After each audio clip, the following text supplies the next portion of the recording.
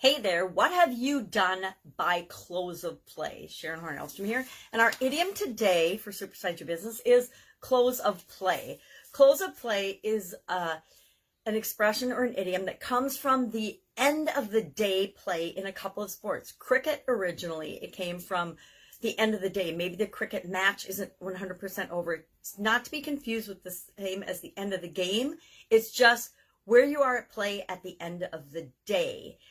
It also applies to tennis, where they call stumps. Stumps is in tennis where you end up at the end of the day. Not to be confused with set or match or the end of a competition. It's where do you end up at the end of the day. So in tennis and cricket both, the expression close of play means where you at the end of the day. And that's spread, of course, to America and England, to corporate America, and to business, and applies to, it's a timing the end of the day. Usually when you say, hey, get me that report by close of play, or get me that information by the end of the day, or get me the contracts by the end of day close of play. Close of play means end of day, by the end of the current day we're in. Or in emails or written or verbal communications, we often say, get me that whatever it is that you want, piece of information, get me the contracts. I was in real estate for a long time, so get me the contracts by close of play tomorrow, or close of play Thursday, or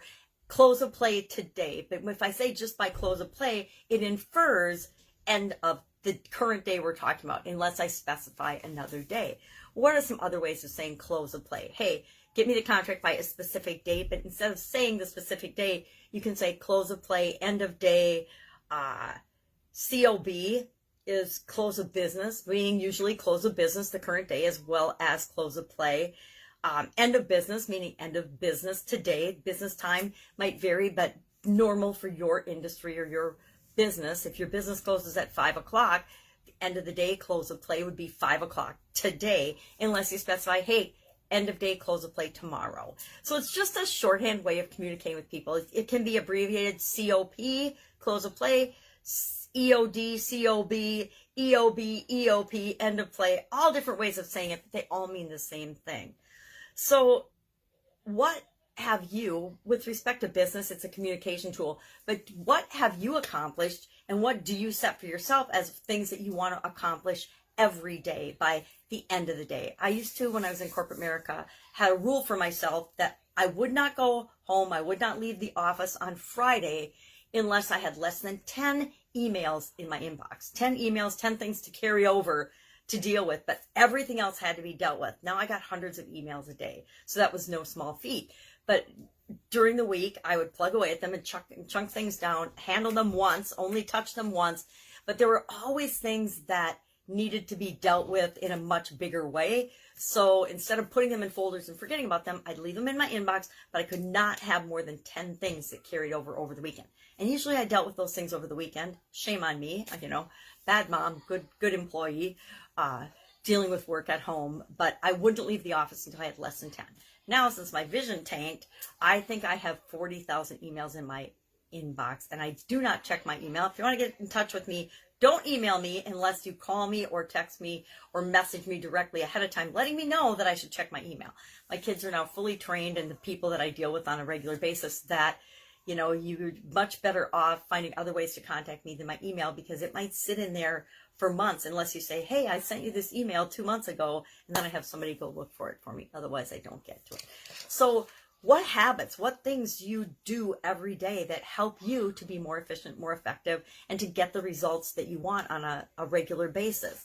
Those are the things that I look at, and I hold myself accountable for close of play, end of day, however you describe it. And I have built several of those things into my life so that I automatically am moving toward the results that I want. And I recommend the people that I work with do the same. Don't have to. Everybody gets to do what they want to do. But if we want things to happen automatically for us, there's easy ways we can do it, or there's hard ways we can do it. I, as I get older, vote for the easy ways every time. So I have time to play with my nieces and nephews and granddaughters and friends and family and people I love hanging out with. Share in the comments below your experience with this idiom, this expression, close of play. I don't know that I've ever, before researching this, actually said, hey, close of play. I always would use end of the day or I would use the specific date and time that I had an expectation of thing being to me, because I found that the more clear we are in our communication, the more direct we are with people, the more we share our expectations, the more our expectations are met. Amazing how that works.